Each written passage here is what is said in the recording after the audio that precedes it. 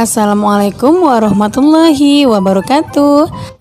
Hari ini kita akan belajar tentang cara menghitung debit, volume, dan waktu. Sebelum belajar tentang debit, kamu perlu belajar tentang satuan volume.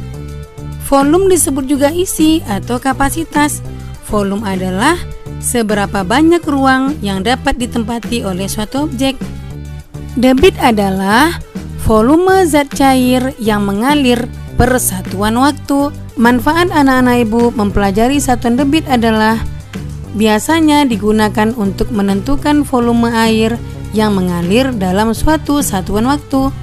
Dalam kehidupan sehari-hari, istilah debit sering digunakan untuk pengawasan kapasitas air di sungai, bendungan, atau waduk agar senantiasa terkendali. Kita mulai dari rumus volume, debit, dan waktu. Nah, rumus ini ibu berikan dalam bentuk segitiga, di mana volume berada di atas, sedangkan debit dan waktu berada di bawah. V artinya volume. Satuan volume adalah liter atau desimeter kubik, bisa juga sentimeter kubik, dan yang lainnya. D artinya debit. Satuan debit contohnya liter per jam, liter per menit, atau liter per detik. Sedangkan W artinya waktu. Satuan waktu antara lain jam, menit, dan detik. Nah, anak-anak ibu, pada gambar segitiga ini garis horizontal artinya dibagi, sedangkan garis vertikal ini artinya dikali. Kita mulai dari contoh soal yang pertama, yaitu menghitung debit. Contoh soalnya adalah sebuah pintu bendungan mengalirkan air sebanyak 1200 desimeter kubik dalam waktu 6 detik. Berapakah debit air pada pintu bendungan tersebut? Nah, berarti yang diketahui adalah volume dan waktu. Baiklah, rumus debit adalah volume dibagi waktu. Anak-anak ibu ingat, garis horizontal artinya dibagi. Jadi, rumus debit adalah volume dibagi waktu. Diketahui volume sama dengan 1200 desimeter kubik atau 1200 liter. Waktu sama dengan 6 detik. Penyelesaiannya adalah debit sama dengan volume dibagi waktu. Nah, anak-anak ibu, volumenya adalah 1200 desimeter kubik dibagi 6 detik. 1200 desimeter kubik dibagi 6 detik. 12 dibagi 6 adalah 2. 0 yang 2 angka kita pindahkan ke bawah. Jadi hasilnya 200 desimeter kubik per detik. Kemudian untuk contoh soal yang kedua adalah mencari volume. Contoh soalnya sebagai berikut. Debit air yang keluar dari sebuah keran adalah 300 liter per jam.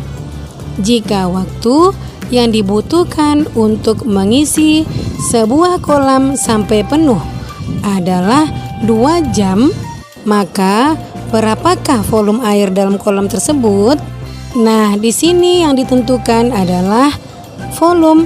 Yang diketahui adalah 300 liter per jam, yaitu debit, dan 2 jam, yaitu waktu. Rumus volume adalah debit dikali waktu.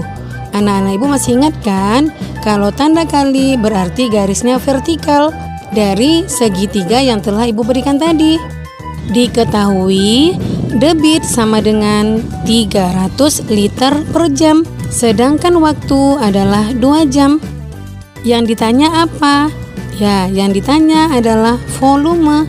Jadi penyelesaiannya adalah volume sama dengan debit dikali waktu.